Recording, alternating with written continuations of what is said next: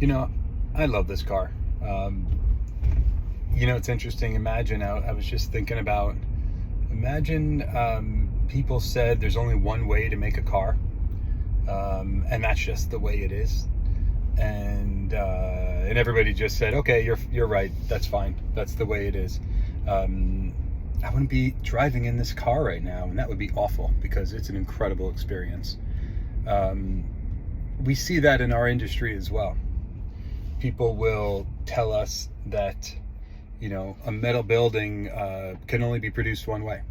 The design has limitations. It's a metal building. It needs to fit in a box.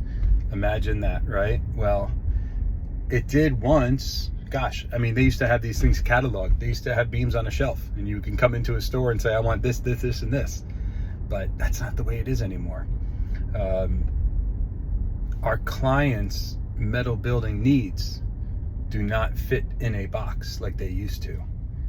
And so we have to evolve. The industry has to evolve. And gosh, you see a lot of resistance to it.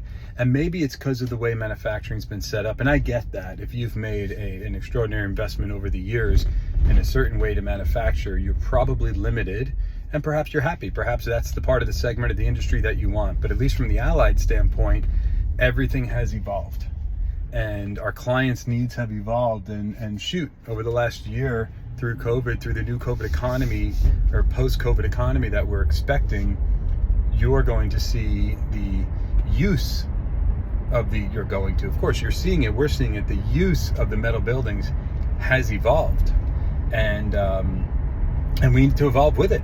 Our clients' projects do not fit in a box, and Allied by no means fits in a box.